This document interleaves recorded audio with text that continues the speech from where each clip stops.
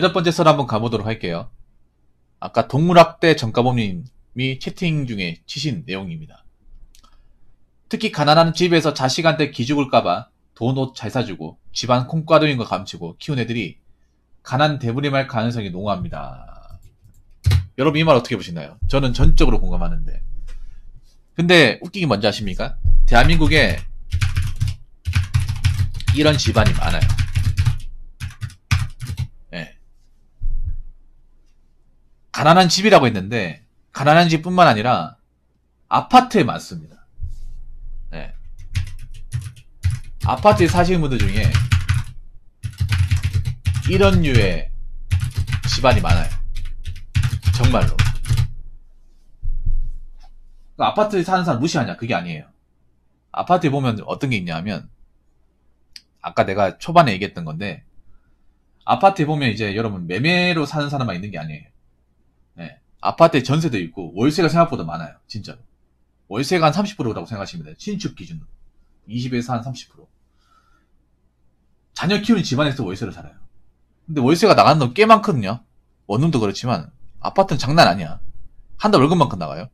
근데 그런 거 있어요. 자식들 아파트 살고 싶게 해가지고 해주고 싶어가 무리해가지고 그 아파트 들어갔는데 전세 매매는 안 되니까 월세로 해가지고 월세 한 200-300 내가면서 사시는 분들. 자녀들 기죽을까봐. 그 자녀들 기죽을까봐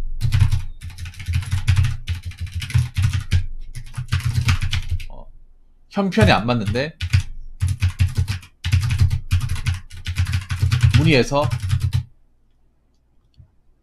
사시는 분들 좀 있습니다. 이런 분들이 없어야 되는데 있어요. 아파트가 많이 있습니다. 아주 많이 있어요. 예.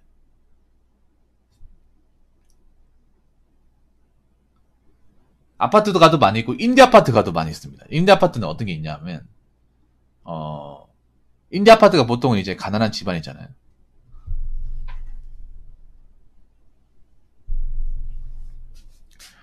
임대 아파트 가보면 여러분 그런 거 많이 봤죠. 뭐냐 하면 임대 아파트 주차장 가보시면 차가 진짜 좋아요. 그래서 외제차도 많이 있어. 왜냐하면 제 아는 분이 임대 아파트 살았거든요. 그래서 몇 번 놀러 가면 차를 봤을 때 임대 아파트 살 만한 감이 아닌 것 같아. 임대 아파트 사면 이런 차를 못 남아. 그런 생각이 들어요. 여러분도 그런 생각 들 거야. 이거는 전국 어디 임대 아파트를 가도 마찬가지예요. 아니 임대 아파트가 다 뭐 경제적으로 여건이 안 좋아서 사는 거 아니야? 근데 차는 이런 차를 어떻게 모이지? 라고 생각을 하잖아요. 이유가 있어요. 예. 좀 약간 가난한 집에 있는 자란 애들이 보면 기죽을까봐 저를 키우는 것도 별로 안 좋아해. 저는 이렇게 생각해. 그러니까 뭐냐면 아까 임대 아파트 얘기 나왔으니까 임대 아파트 보면 그런 거야. 보면 그런 거야. 어차피 임대 아파트 영구적으로 사는 거잖아요. 월세만 내면 솔직히 살아가는 지장이 없어요. 임대 아파트는. 예, 월세만 내면. 월세가 싸거든요. 아니면 전세로 이렇게 해버리면 영구적으로 살 수 있잖아.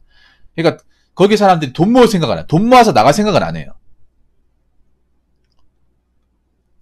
임대 아파트 좁고 거기 있는 사람들도 질이 좀 안 좋은 사람도 있잖아요. 그러면 나는 돈 모아서 빨리 여기 탈출해야겠다.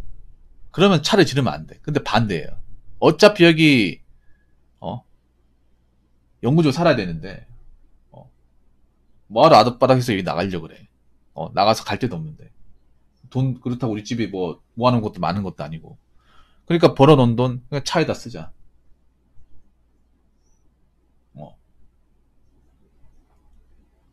그렇게 하는 사람도 있어요. 다 그런 건 아니고. 예. 아무튼 우리 그 정가범님께서 이 얘기를 하셨는데 저는 그렇게 생각해. 가난한 집안일수록 경제력이 1순위 돼야 됩니다. 저는 특히 아버지보다 어머니들한테 좀 얘기하고 싶어. 자녀를 키우는 어머니들. 어머니들이 자기 자식이 딴 애들을 꿀리는 걸 정말 싫어해요. 그래서 이게 가난한 집을 더욱 가난하게 만드는 건 아버지보다 어머니가 더 큽니다.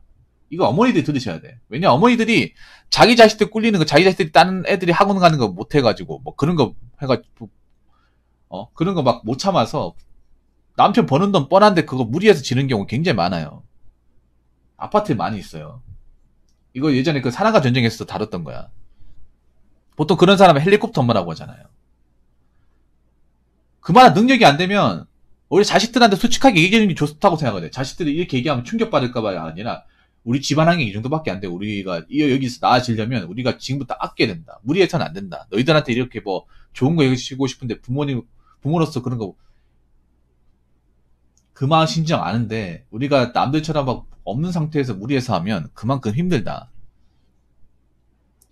지금 하긴 탈출 못한다. 더 어려워질 수 있다.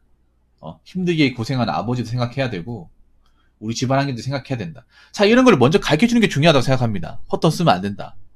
근데 우리 이런 교육을 안 해. 가난한 집안에서 안 해요. 안 하는 집이 허다합니다. 네.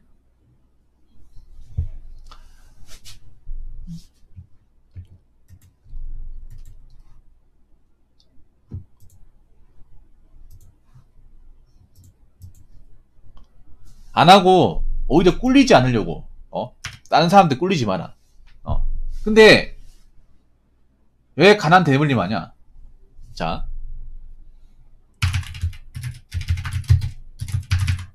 가난한 집에서 그 남들 이제 기준 맞추려고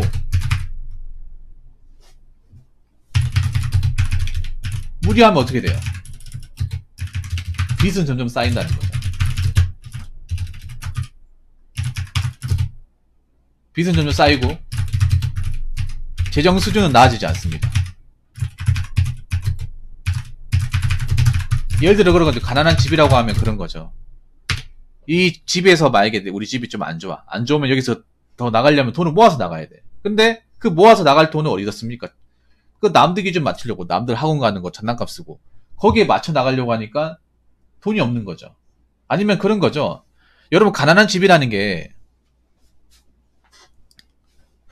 그 가난한 집이라는 게 뭐 낡은 집 이런 집을 얘기하는 게 아니라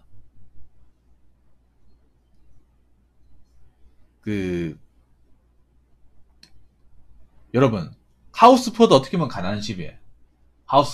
하우스포도 가난한 집이라 범주로 넣어야 돼. 그러니까 하우스포도 그런 거야. 남들 하고 싶은 거 다 시키면요 그 아파트 대출금 못 갚아요. 그런 집 진짜 많아요, 여러분.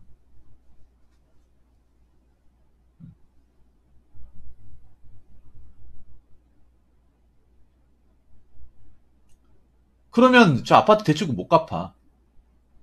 그런 분도 있어. 아파트를 좀 신축으로 어떻게 연끌에 가다 보니까 그 생활 수준을 못 버린 사람도 굉장히 많아요. 거기에 보면 이제 막 애들 학원도 좋은데 보내고 뭐 비싼 음식도 먹이고 하다 보니 거기에 학부모들이 하다 보니까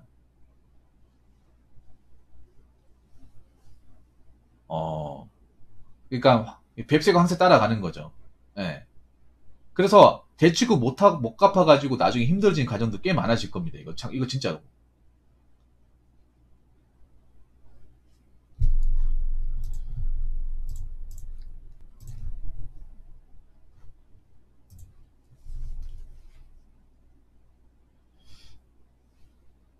그리고 중요한 게 그런 거예요. 어린 나이에 경제적인 메타인지보다 물지쳐 달콤함을 먼저 맛보면 달콤함이 익숙해지면 가난한 상황이 왔을 때 헤쳐나가지 못한다. 이게 중요해. 저는 오히려 자녀들한테 어린 나이 때부터 우리 집이 좀 힘들기 때문에 아껴 써야 된다는 거 먼저 가르치는 게 중요하다고 생각해요. 근데 부모들이 그렇게 하면 자식들 충격 먹을까 봐, 교육이 안 좋을까 봐 하는데 난 그게 오히려 그걸 숨기다가 나중에 다 크고 나서 이게 민낯이 벗겨졌을 때 그게 더 교육에 더 안 좋다고 생각하거든요. 차라리 우리 집이 좀 힘들다. 어느 정도 인지하고 자녀도 그걸 좀 받아들이는 게 낫다고 생각을 해. 근데 우리나라에서 현실적으로 그걸 제대로 하는 집은 좀 그렇게 많지가 않아요. 그래서 이걸 이제 나중에 자꾸 돌려막기 하다 쓰나미처럼 닿았을 때 다 크고 나서 이걸 자식들한테 떠안는 경우가 많은 거죠.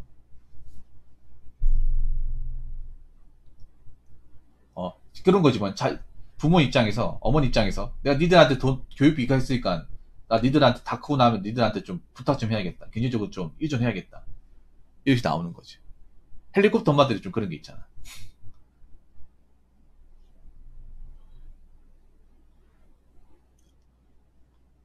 이게 그런 거에 뭐냐 하면, 돈 옷 잘 사주고 집안 공간이 가죠. 그러면 어떻게 돼요?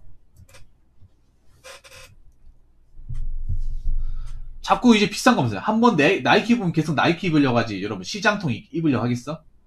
안 그래요?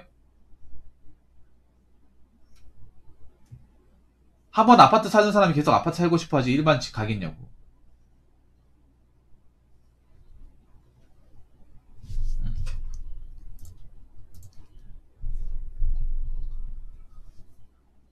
그렇지 않습니까, 이게? 아니면 나중에 이제 계속 이제 감추고 하다 현실을 알게 되잖아. 우리 집 원래 빚 많다. 그거 네가 갚아야 된다. 했을 때 과연 자녀들이 받아들일 수 있을까? 감당할 수 있을까요?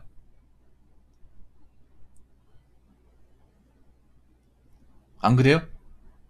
그 남들 하는 거 있잖아요. 뭐 무지적인 풍요로움은 나도 겪고 자랐어. 유년기 때 그걸 너무 당연하게 생각을 했어요. 당연스러워 다 어느 정도 크고 나서 우리 집이 알고 보니까 빚이 장난 아니고.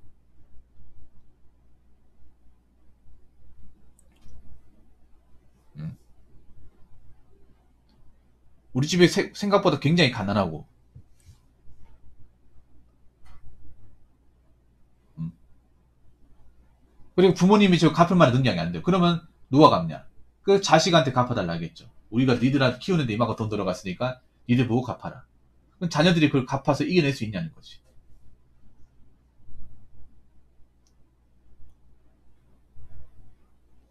네. 못 이겨낼 가능성이 높다는 거죠. 그래서 저는 가난한 집에 태어날수록 우리 자식들한테 경제 교육을 좀 확실하게 시켜야 된다고 생각합니다. 이것만 하더라도 난 자식들한테 올바른 교육을 한다고 생각을 해요. 예. 특히 어머니께서 이 역할을 해줘야 돼요. 헛돈 쓰지 말고 아껴 써라. 그 남들 하는 거 굳이 따라할 필요가 없다. 우리 집안 환경을 좀 이해를 해달라. 어? 아껴 써야 나중에 위험한 상황 안 벌어진다. 음.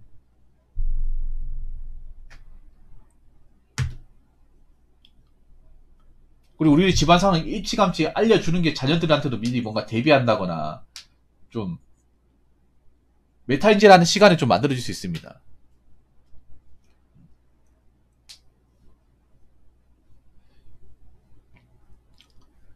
일단 요즘 어린이들은 아울렛 간다고 하면 가난한 사람이 식한다고요? 자기가 가난한지 모르지. 그게 가난한 게 아니죠. 그게 가난한 게 아니라 없는데 없는데 비싼 거 발렌시아 신는 게 더 가난한 거죠. 훨씬 더 가난한 거예요. 그럼 요즘 어린애들은 메타인지가 안 된다는 거네요. 뭔가 가난한지 모르잖아.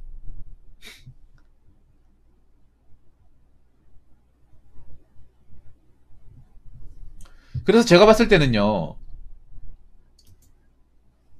자녀를 키우신 분들한테 얘기하고 싶은 거는 자기 집이 좀 경면이 안 좋다고 하면 자식들한테 어느 정도 알아먹을 나이가 있으면 어느 정도 현실을 가르쳐주고, 그리고 우리 집이 어떻게 헤쳐나가야 되는지 경제적인 교육을 좀 제대로 해줬으면 좋겠습니다.